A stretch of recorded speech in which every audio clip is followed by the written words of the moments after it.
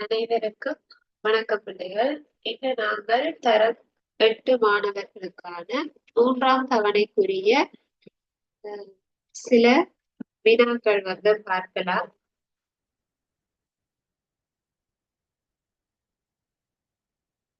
வினாக்களை எழுதி கொள்ளுங்க.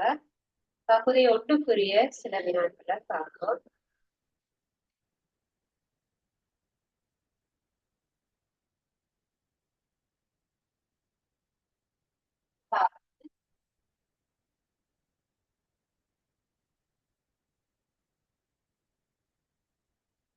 திருநீரில் அடக்கியுள்ள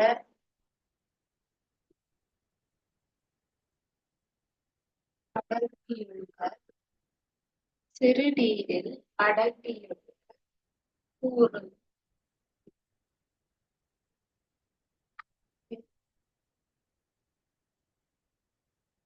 சிறுநீரில் அடங்கியுள்ள கூறு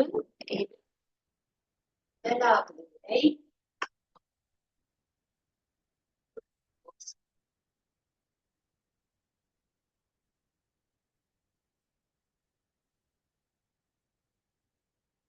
இரண்டாவது விடை விட்டமின்.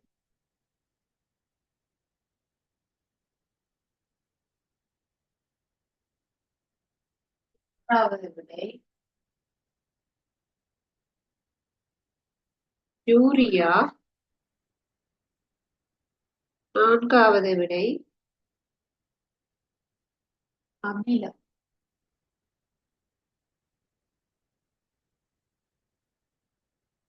சிறுநீரில் அடங்கியுள்ள கூறு எது?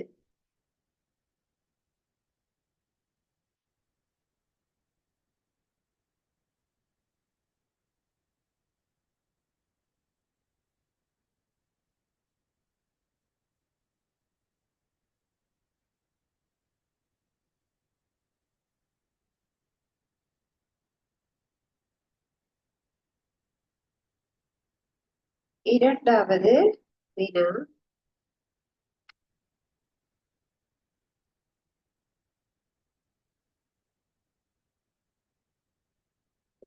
சிறுநீரில்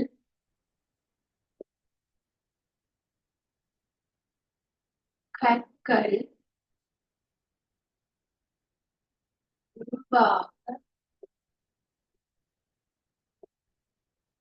காரணமான உப்பு எது?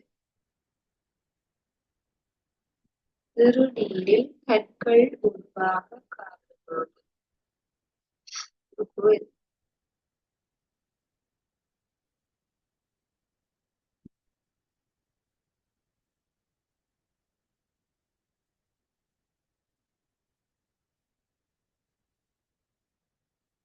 முதலாவது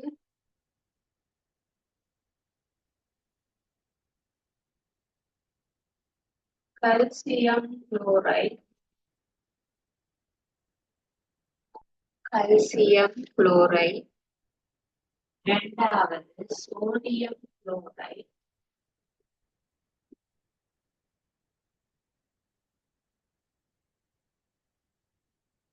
சோடியம் குளோரைடு. மூன்றாவது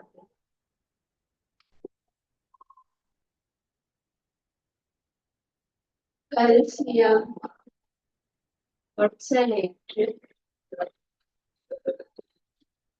நாலாவது சோடியம் கார்பனேட்.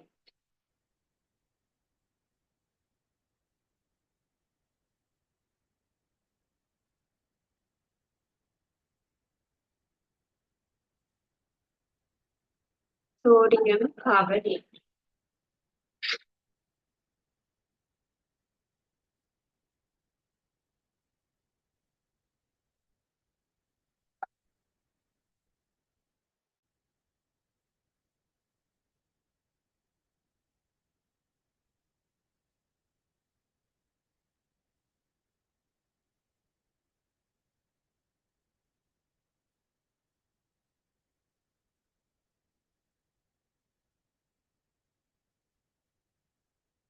இந்த இரண்டுக்கும் உரிய விடைகளை தெரிந்திருந்தால் நீங்க போட்டுக்கொள்ளுங்க. இல்லாட்டி நாங்க பார்ப்போம். முதலாவது சிறுநீரில் அடங்கியுள்ள ஒரு சிறுநீரில சிறுநீரகம் தொடர்பாக நாங்க படிச்சிருக்கிறோம்.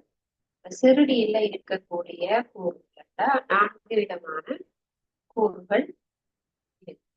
வருக பிரதானமாக சிறுநீர்ல பெருமளவில் நீர் காணும்.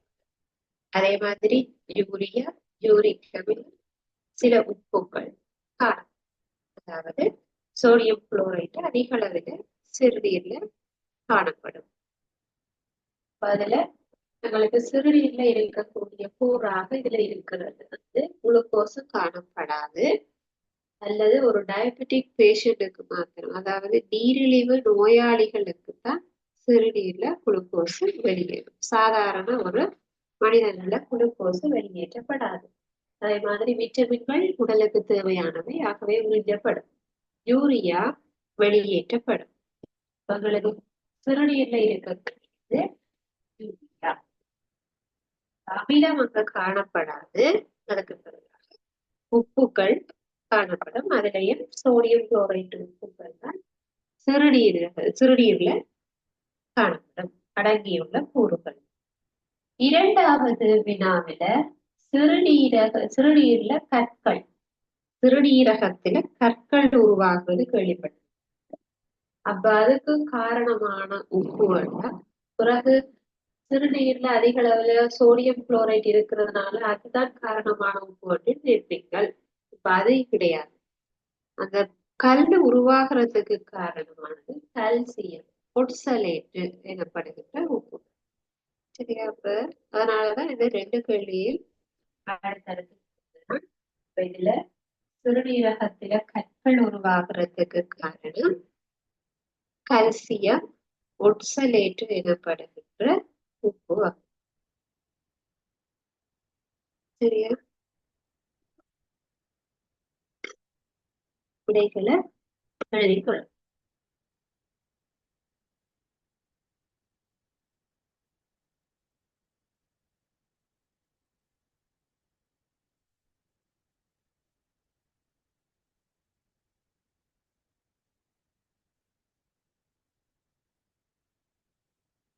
மூன்றாவது வினாவை பார்ப்போம்.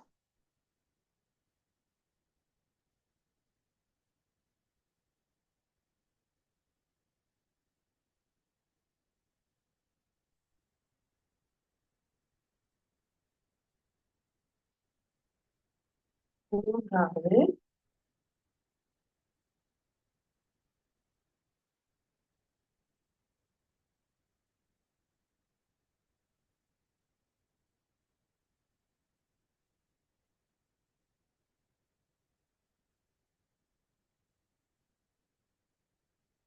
மூன்றாவதுன்னா தோலை மனித தோலை ஆரோக்கியமாக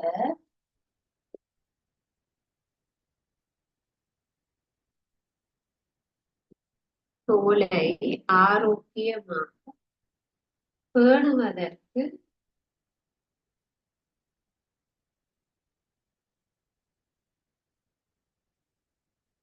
ஆரோக்கியமாக பேணுவதற்கு தேவையான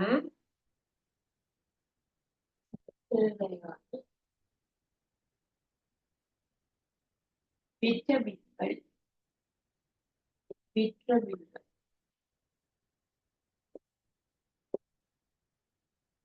முதலாவது விட்டமின் டி, விட்டமின் சி.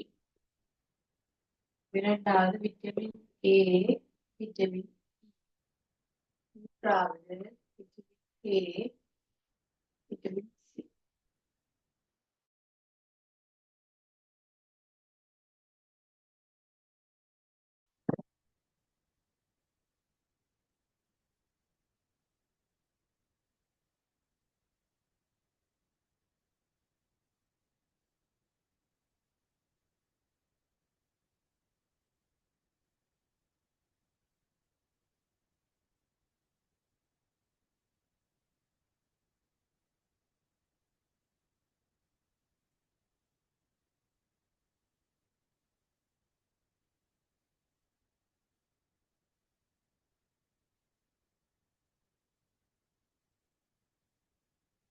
நான்காவது ஞாபகம், சிந்தனை போன்ற செயற்பாடுகள்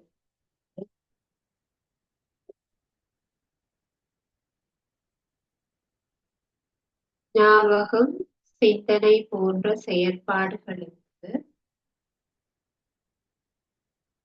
பொறுப்பான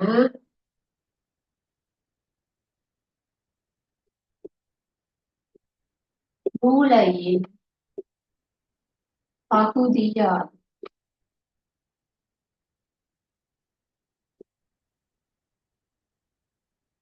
முதலாவது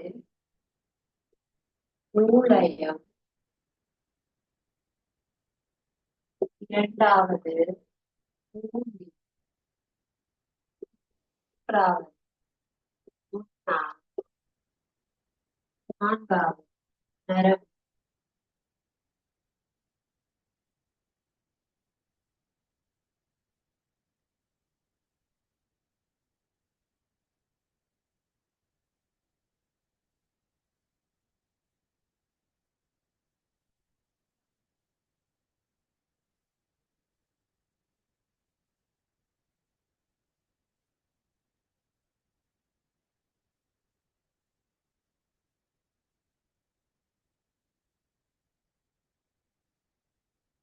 மூன்றாவது வினா, தோலை ஆரோக்கியமாக பேணுவதற்கு தேவையான விட்டமின்.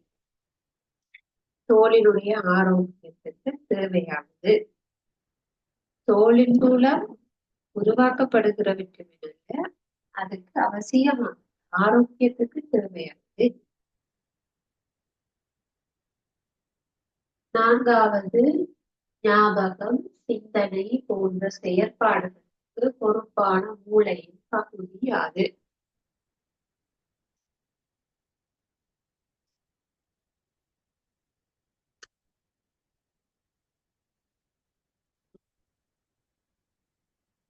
விடை தெரிந்தவர்கள் போட்டு வச்சுக் கொள்ளலாம். இதுல வந்து தோலினுடைய ஆரோக்கியத்திற்கு 2 விட்டமின்கள் அவசியமானது. ஒன்று விட்டமின் ஏ, மற்றது விட்டமின் இ. இந்த இரண்டும் தோல் ஆரோக்கியமாக இருப்பதற்கு அவசியமானது. விட்டமின் டி என்பது தோலால உற்பத்தி செய்யப்படுகின்ற ஒரு விட்டமின். சூரிய ஒளியில இருந்து எங்களுடைய தோல் இந்த விட்டமின் டியை உற்பத்தி செய்யும். விட்டமின் டி என்று பார்த்தோம்னா அதை போடக்கூடாது. தோலின் ஆரோக்கியத்துக்கு விட்டமின் ஏயும் ஈயும் அவசியமானது. விட்டமின் டி தோலால தொகுக்கப்படும். சரி, அப்ப இதற்கு பொருத்தமானது விட்டமின் ஏ, விட்டமின் இ.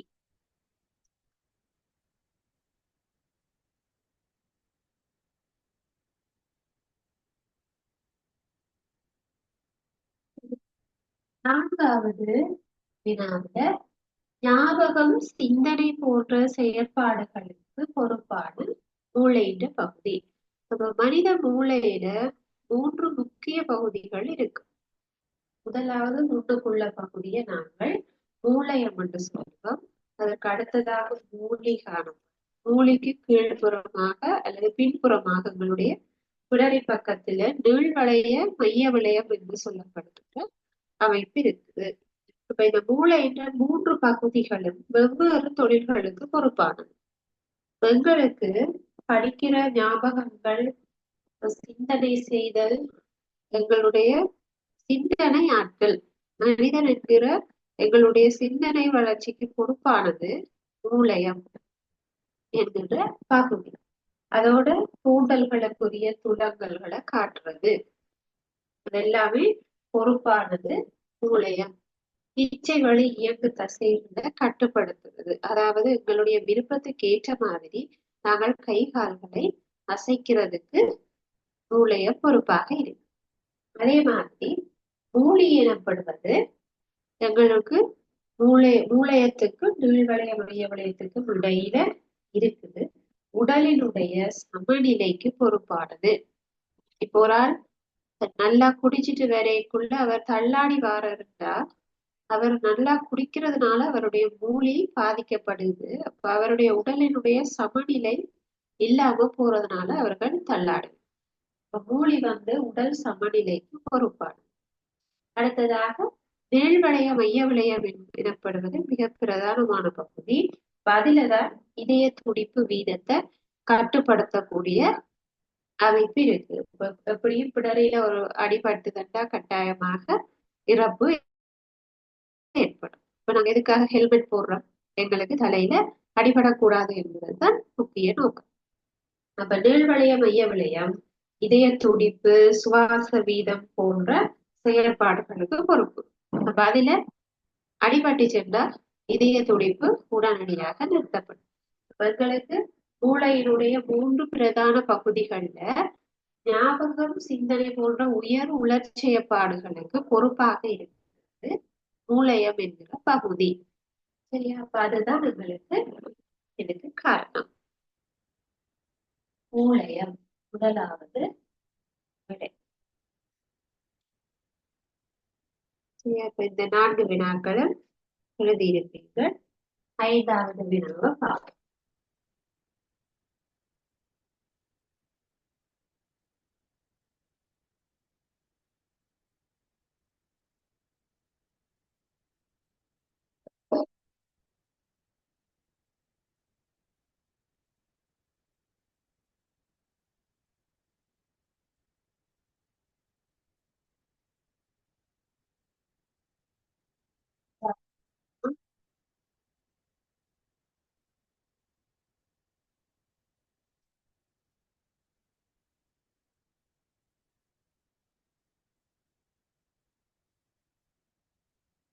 பின் வருவனவற்றுள்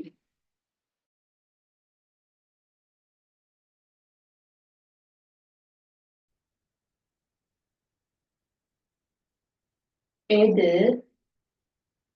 ஒரு கழிவகற்றும் கழிவகற்றும்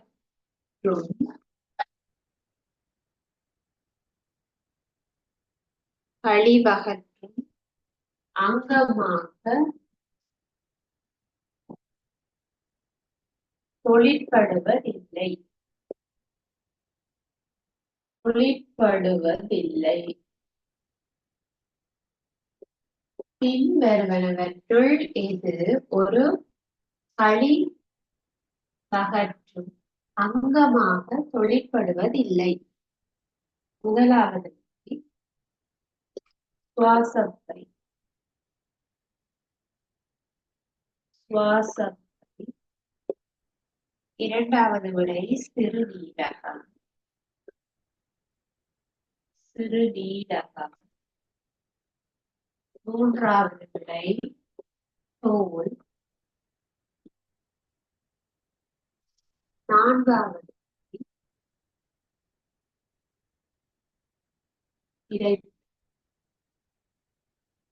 இரைப்பை.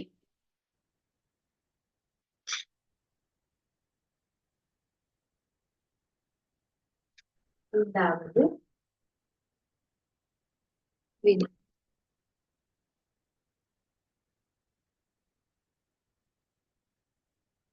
பின் வருவனவற்றுள் எது ஒரு கழிவகற்றும் அங்கமாக தொழிற்படுவது இல்லை?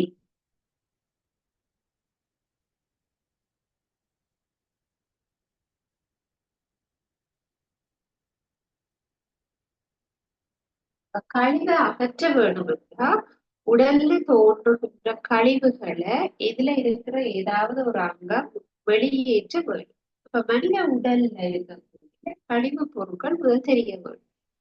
எங்களுக்கு வெளிச்சுவாசம் என்பது ஒரு கழிவு பொருளை வெளியேற்றுகிற செயல்முறை. வெளிச்சுவாசம் உண்டாயது நாங்கள் சுவாசிச்சுட்டு ஒக்சிஜனை எடுத்துக்கொண்டு கார்பன் டை ஆக்சைடை வெளியேற்றுவதுதான் வெளிச்சுவாசம்.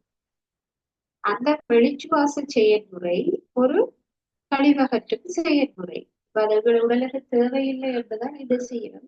இந்த வாயுவை வெளியேற்றுகிறோம். சோ அது கழிவு பொருளாக நம்ம பார்க்கணும். கார்பன் டை ஆக்சைடையும் நீராவியையும் அல்லது நீரோடு சேர்த்து வெளியேற்றும். அதே மாதிரி சிறுநீரகம் சிறுநீர் மூலம் யூரியா, யூரிக் அமிலம், உப்புக்கள், நீர் போன்றவற்றை என்ன செய்யுது? கழிவாக வெளியேற்றுது.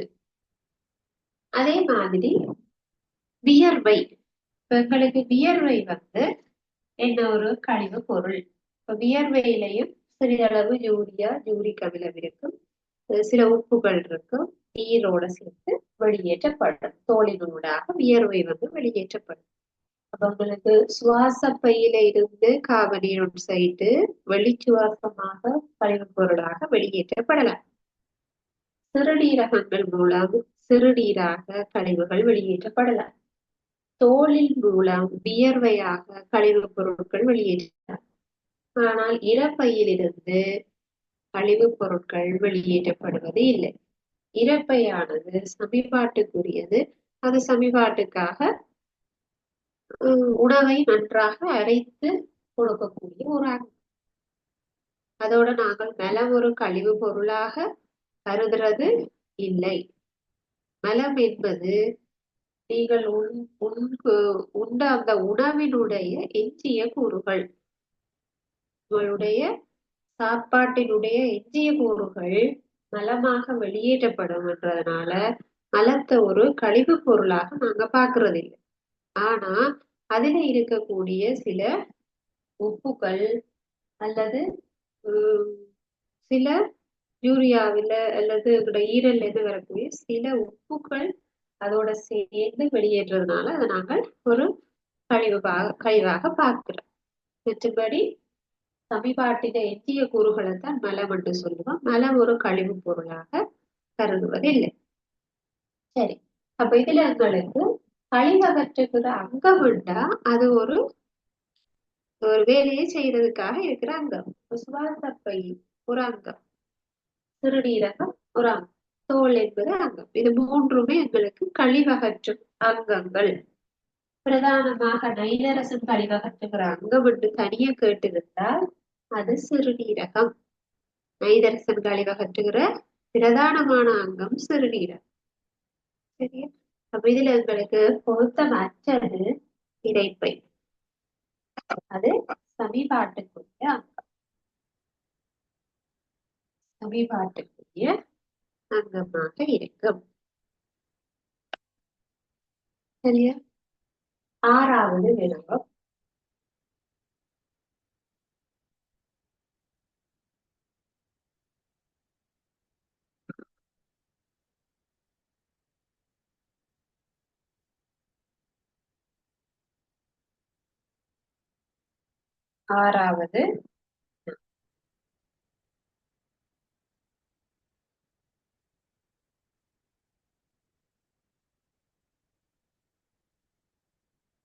ஆறாவது மின் சுற்று ஒன்றில்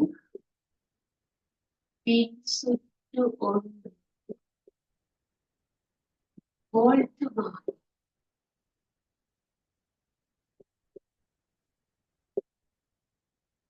இணைக்கப்படும்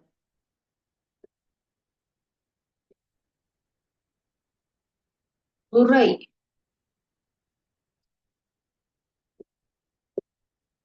மின் சுற்று ஒன்றில் வோல்ட் மாறி இணைக்கப்படும் முறை.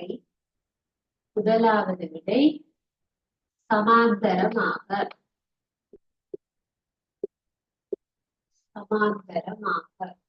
முதலாவது விடை.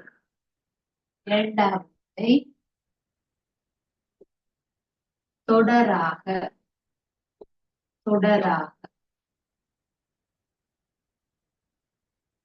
மூன்றாவது விடை இடையாக.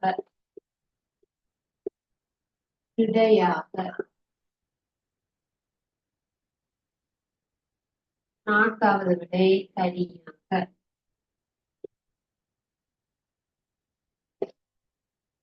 இப்ப நாங்க ஒரு மின் சுற்று, ஒரு சின்ன சர்க்கியூட் ஒன்று அமைக்கிற, அதுல வோல்ட் மாறிய எப்படி இணைக்க வேண்டும்?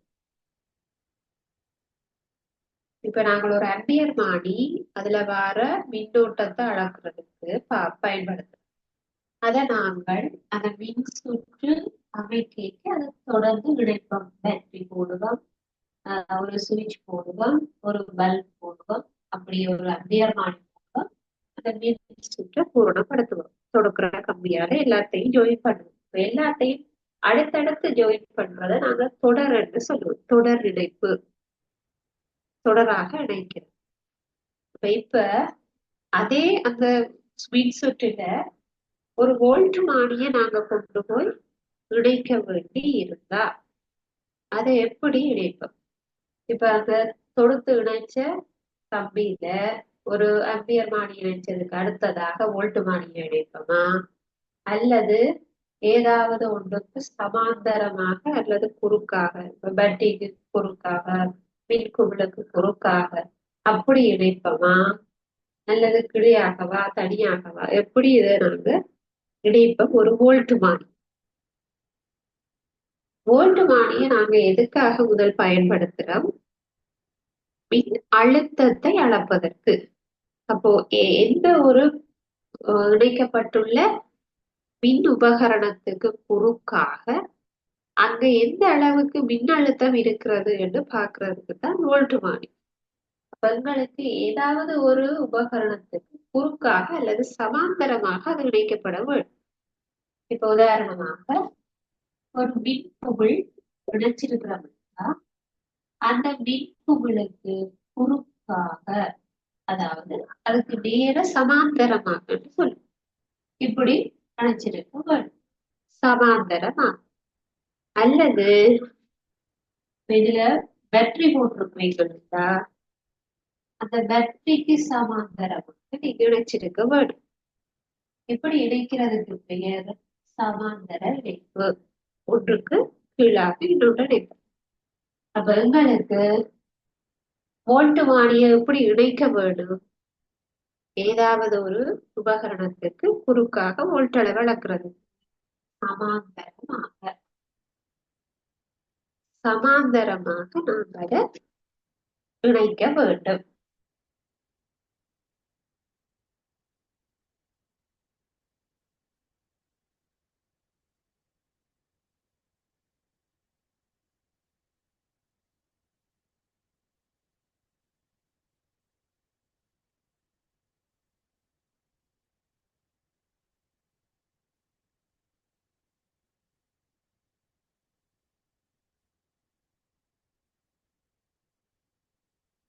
அடுத்ததாக நாங்கள்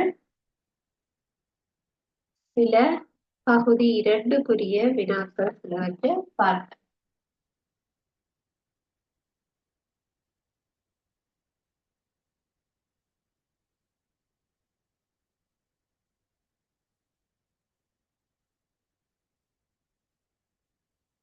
பகுதி 2 வினாக்கள்ல முதலாம்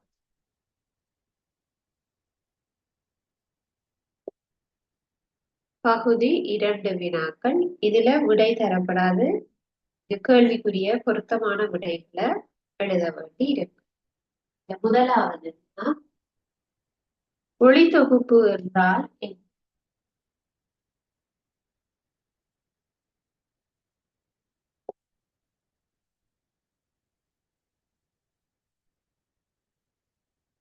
ஒளித்தொகுப்பு என்றால் என்ன?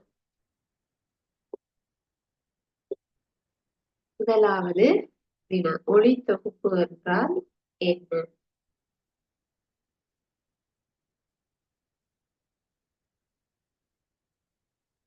இரண்டாவது, ஒளித்தொகுப்பிற்கு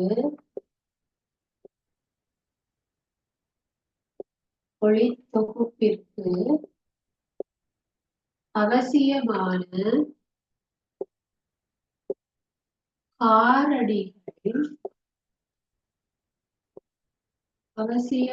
காரணிகள் அவை. ஒளித்தொகுப்பிற்கு அவசியமான காரணிகள் எவை?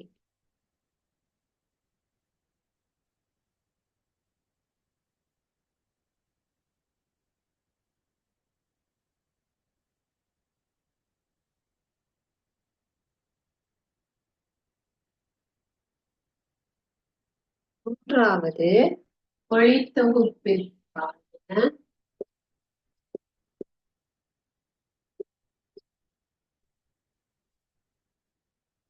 ஒளித்தொகுப்பிற்கான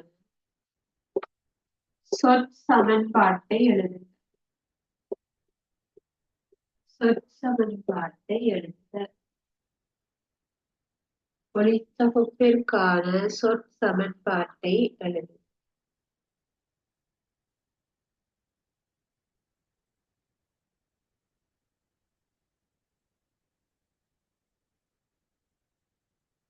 நான்காவது வினா,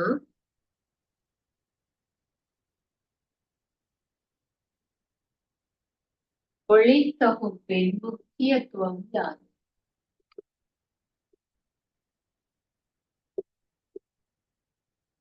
ஒளித்தொகுப்பின் முக்கியத்துவம் யாது?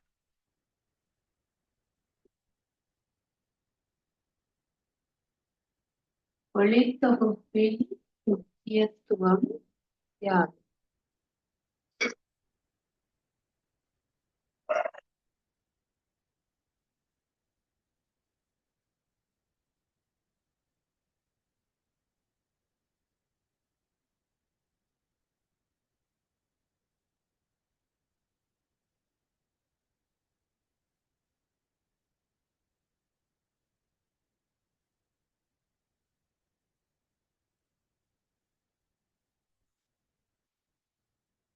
சரியா? இந்த வினாக்களுக்குரிய விடைகளை பார்ப்போம். முதலாவது, ஒளித்தொகுப்பு என்றால் என்ன? ஒளித்தொகுப்பு தொடர்பாக தரம் 6ல இருந்து நீங்க படிச்சு கொண்டு வாரீங்க. ஆகவே உங்களுக்கு இது தெரிஞ்சது. ஒளித்தொகுப்புங்கிறது தாவரங்கள்ல நீரையும் கனிப்பையும் மூலப்பொருளாக பயன்படுத்தி பச்சையத்தை கொண்ட தாவரங்கள் சூரிய ஒளியின் முன்னிலையில் உணவு தயாரிக்கிற செயல்முறை. இது தரம் 6ல இருந்து கேள்விப்பட்ட விடயம். உணவு தொகுப்புற செயல்முறைதான் ஒளித்தொகுப்பு. அப்ப அதுக்கு நீங்க இப்ப தரம் விட்டா அதுக்கு ஃபுல்லா நீங்க டெபினிஷன் கொடுக்க வேண்டும். அதாவது எதை பயன்படுத்தி உணவு தொகுக்கப்படும்? கார்பனீரொக்சைடு நீரையும் மூலப்பொருளாக பயன்படுத்தி பச்சையத்தை கொண்ட தாவரங்கள் சூரிய ஒளி முன்னிலையில உணவை தொகுக்கிற செயல்முறை. அப்ப அது நீங்க ஃபுல்லா எழுத தெரிஞ்சிருக்க வேண்டும். அடுத்ததாக, ஒளித்தொகுப்பிற்கு அவசியமான காரணி. அப்ப ஒளித்தொகுப்பு நடக்கிறதுக்கு என்றால் என்ன எழுதியிருக்கே நாங்க அதுல அவசியமான காரணிகள் சொல்லி இருக்கோம். அதுல வந்து கார்பனீரொக்சைடு, அதே மாதிரி நீர் அவசியமானது, சூரிய ஒளி அவசியமானது, சூரிய ஒளி முன்னிலையில தான் நடக்கும், பச்சையத்தை கொண்ட தாவரம், பச்சையம் சொல்லு. இதெல்லாம் தேவையான காரணி. இருந்தால் நடக்குமாண்ட அதுதான் அவசியமான காரணி. அதே போல ஒளித்தொகுப்பிற்கான சொற்சமன்பாடு. சொற்சமன்பாடுன்னா கார்பனீரொக்சைடுக்கு குறியீடுன்னா நாங்க CO2 எழுதுவோம். சொற்சமன்பாடுன்னா சொற்களால் எழுத வரும். கார்பனீரொக்சைடு சக நீர் அம்புக்குறி போட்டு சூரிய ஒளி பச்சையம், சூரிய ஒளியின் பச்சையம் இது இருந்தால் உணவு அல்லது குளுக்கோசு தயாரிக்கப்படும். அதே வேளையில ஒக்சிஜன் வெளியேற்றப்படும். ஒக்சிஜன் வாயு வெளியேற்றப்படும் பக்க விளை பொருள் ஆகும். அப்ப இது சொற்களால எழுதுறதுனால சொற்சமன்பாடு என்று சொல்லுது. அதே மாதிரி நான்காவதாக ஒளித்தொகுப்பினுடைய முக்கியத்துவம். ஒளித்தொகுப்புல முக்கியத்துவம் என்றால் ஒளித்தொகுப்பு நடக்கிறதுனால எங்களுக்கு என்ன கிடைக்கிறது? முக்கியத்துவம். பூமியில இருக்கிற சகல அங்கிகளுக்குமான உணவை தயாரிக்கிற ஒரு செயல்முறை. புவியில எல்லா அங்கிகளுக்குமான சக்தி தேவைய பூர்த்தி செய்யுது ஒன்று. இரண்டாவது, புவியில வாழுகிற அங்கிகளுக்கு ஒட்சிசன் வாயு அவர்களுக்கு சுவாசத்திற்கு தேவையான வாயுவை வழங்குவது அதனுடைய முக்கியத்துவம். சகல அங்கிகளுக்குமான உணவு தேவை, சக்தி தேவை, எங்களுக்கு சுவாசத்துக்கு தேவையான வாயுவை வழங்குறது அதனுடைய முக்கியத்துவம். சரியா? அப்ப எங்களுக்கு இப்படி சில வினாக்கள் நீங்களாகவே எழுத வேண்டி இருக்கும். சரியா? அப்ப இன்று நாங்க படித்த இந்த வினாக்கள்ல உங்களுக்கு ஏதாவது சந்தேகங்கள் இருந்தால் நீங்கள் கேட்க.